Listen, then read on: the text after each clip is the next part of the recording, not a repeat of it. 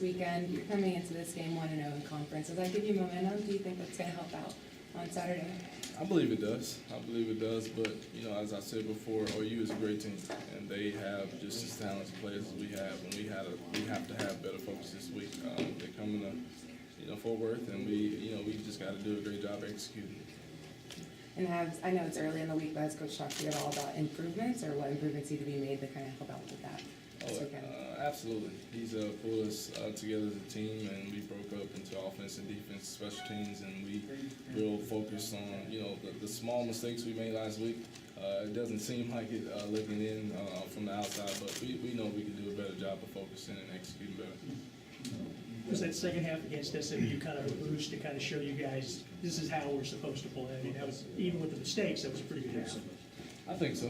I think it did, kind of swing the momentum and give us a better idea of how we should play, opening up, from the first kickoff, the mentality we should take into the first and second half. So I think that second half really, gave us an idea of, hey, this is how we should start every game. In that play, first play of the second half, obviously you were able to take the slam, take it all the way. Was that something coming out of halftime that you guys looked at and say, hey, that play might be there, or was that just kind of happen?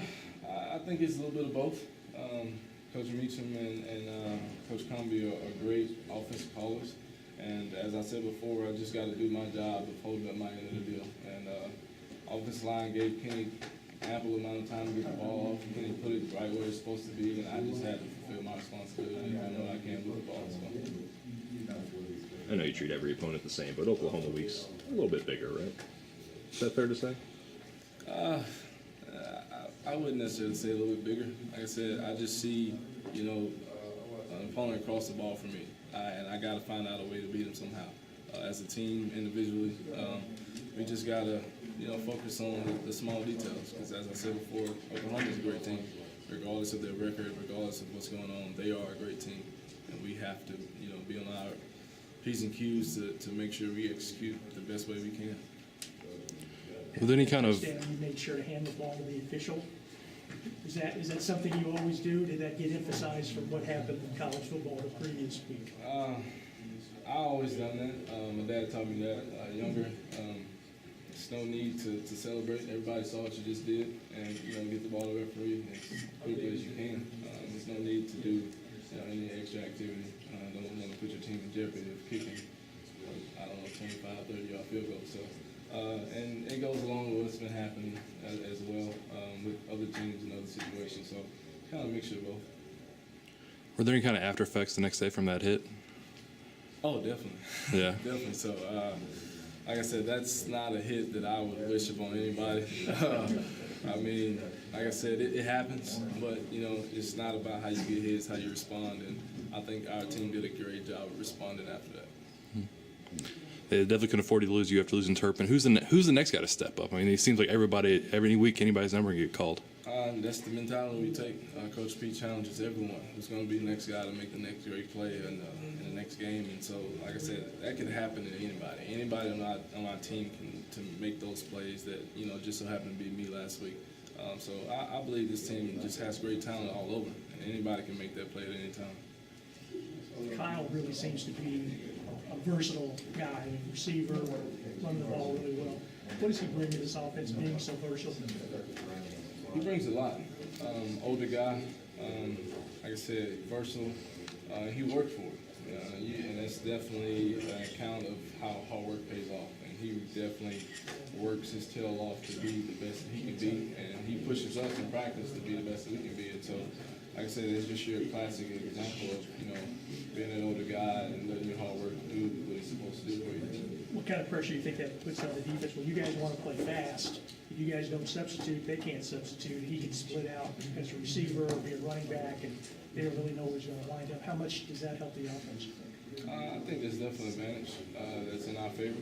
And like I said, it's up to the coaches on how they want to attack it. And I believe that they're going to do a great job of putting him in the right place to make the right plays. And like I said, we just depend on Kyle just as much as we depend on anyone else to make those same plays. John, did TCU recruit you out of high school? Oh, they did. They did. What do you remember about it? I mean, I didn't know much about it. Growing up in Louisiana, it's not, you don't have a lot of choices like you do here in Texas, so I didn't know a lot about it. I wasn't really informed about it. But, you know, like I said, you go through life and learn different things and experience different things. And like I say, I just kind of ended up here. What was your first meeting with Coach Patterson like? It was a very mature one. Didn't really expect him to understand me as well as I understand him, and we could talk about a number of things, whether it's football or anything else. And that was one of the things that you know, I felt more comfort about. Is that, you know, here I am talking to my head coach about anything, and we can understand each other and bounce ideas off each other. So that's one of the things that I love most. We'll do two more with John. You didn't get to play with him, but you're wearing Josh Dotson's number, and that's kind of a big deal around here. Did that put extra pressure on you? Did you talk to him at all, or?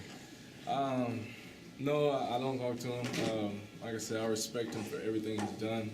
That's a great model to look up to. And I try not to think about that pressure thing too much. I just know that I'm the next guy to wear the number, and there's expectations that has to be met, and I'm going to do everything I can to meet those expectations. There are other Louisiana guys on the team, a lot of them, in fact. How does that help you? It's fun. It's fun, man. I tell the Texas guys all the time, we're slowly taking over, man. Slowly and be a whole team of Louisiana guys. So it's fun, man. Being able to, you know, have some guys from back home, some guys that, you know, can relate to you a little bit better. And like I said, it makes it fun talking to other guys from other states as well, you know, making jokes like that, like, you know, we're slowly going to take over. So it makes it fun, man. Did you know Turk growing up or in high school? Oh, absolutely. Old high school teammate. It's been a joy watching him grow into the type of player that he is. They always give him the small talk. He's little, he's too small. It's like, man, that's a man. It's small inside a small body. Was there a legend of Turk out in Louisiana? Absolutely, absolutely. I mean, that kid is explosive, and I mean, there's no better word to. Do you know describe him. Martez Carter? Yes, The yes, I grabber? do. Yes. He reminds me of Turpin. You know, I will be seeing him this weekend. Yes, man. That's a really, really good friend of mine. Mhm. Really, really good friend of mine. How is Turk? Turk is We're fine. gonna, Carlos, we gotta get him over to the next room.